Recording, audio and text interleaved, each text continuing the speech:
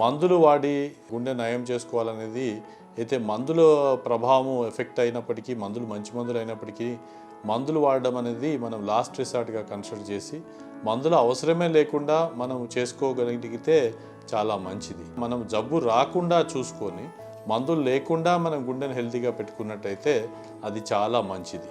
అది ఎలా అని మనం గమనించినట్టయితే మనము హార్ట్ హెల్తీనెస్ కోసం అంటే గుండెను హెల్తీగా ఉంచుకోవడానికి పంచసూత్రాలుగా మనం గుర్తుపెట్టుకోవడానికి మేము జనరల్గా చెప్తుంటాను. ఈ పంచసూత్రాలు ఏమిటి అని మనం చూసినట్టయితే మామూలుగా అందరము చేయదగ్గవే, కాకపోతే పాపులేషన్లో ఎంతమంది ఇవి ఆచరిస్తున్నారని చూస్తే అన్ఫార్చునేట్లీ ఒక 1% పాపులేషనే ఇది చెప్తున్న 5 నియమాలను పాటిస్తున్నారు. అవి ఏమిటి అని ఆలోచించినట్టయితే హాయిగా నిద్రించండి. మనం మినిమంగా 5 గంటలు, మ్యాక్సిమంగా 7 గంటల వరకు మనం నిద్రించినట్టయితే చాలా మట్టుకు మనకు జబ్బులు రాకుండా కాపాడుకోవచ్చు. నిద్రించినప్పుడు మనం హాయిగా నిద్రించాలి. నిద్రించినప్పుడు మరి ఎఫెక్టివ్గా నిద్రిస్తున్నామా లేదా, దాని తర్వాత ఇర్రెగ్యులర్ స్లీపా, డిస్టర్బ్డ్ స్లీపా, కొందరికి ఏమిటంటే దొడ్డుగా ఉండడం వల్ల మధ్య మధ్యలో మెలకు వస్తుంటుంది, దాన్ని ఒబిసిటీ స్లీప్ యాప్ని అంటారు. దానివల్ల కూడా డిస్టర్బ్ స్లీప్ ఉండి సరిగా ఎఫెక్టివ్గా నిద్రించడం జరగదు. అందుకనే మనం ముందు క్లాస్ చెప్పింది హాయిగా నిద్రించండి.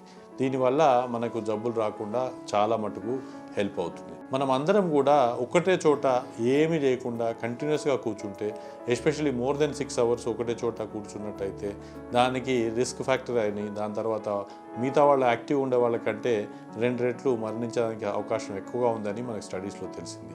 సో చలనం అంటే మరి ఏం యాక్టివిటీ చేయాలా, ఏ విధంగా ఎక్సర్సైజ్ చేస్తే మంచిది అనేది మనం తెలుసుకోవడం చాలా అవసరం. డైలీ మినిమమ్గా 4 కిలోమీటర్లు, మ్యాక్సిమంగా 8 కిలోమీటర్ల వరకు మనం నడిచినట్టయితే అది మనకు హార్ట్ హెల్తీనెస్ మెయింటైన్ చేయడానికి, మీరు బరువు పెరగకుండా ఉండడానికి చాలా దోహదపడుతుంది. మీరు కొందరికి వాకింగ్ ఇష్టం లేకుంటే ఫాస్ట్గా వాకింగ్ చేయడానికి జాగింగ్ అంటారు. అదే కాకుండా స్విమ్మింగ్ కానీ, లేదంటే ఏ విధమైన ఆటలు ఆడడం కానీ, డాన్సింగ్ కానీ, ఇట్లాంటివి ఏ విధమైన యాక్టివిటీస్ అయినా మీ శరీరాన్ని యాక్టివ్ ఉంచుకుంటే అది ఎక్సర్సైజ్ కిందకి వస్తుంది. ఎక్సర్సైజ్ అది చేయడం వల్ల, యాక్టివ్గా ఉండడం వల్ల జబ్బులని సిగ్నిఫికెంట్గా తగ్గించవచ్చు. ఎక్సర్సైజ్ కెపాసిటీ పెరగడమని కాకుండా దానివల్ల వెయిట్ పెరగకుండా ఉంటుంది. దాంతో బీపీ, షుగరు అట్లాంటివి కూడా కంట్రోల్లో ఉంటాయి.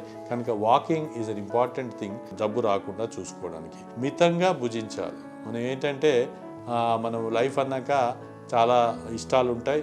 మనకి చీజు, పిజ్జా, బర్గర్స్ ఇట్లాంటివన్నీ వచ్చి మన వెస్టర్నైజేషన్ డైట్ అయిపోయి మన ఆరోగ్య నియమాలన్నీ పాడైపోయి మన శరీరంలో కొవ్వు పదార్థాలు పేరుకుపోయి షుగర్స్ ఎక్కువ, స్వీట్లు ఎక్కువ కూడా తినడం వల్ల కూడా ప్రాబ్లమ్స్ వచ్చి మనకు హార్ట్ అటాక్ల బారిన పడుతున్నట్టు స్టడీస్లో తెలుస్తుంది.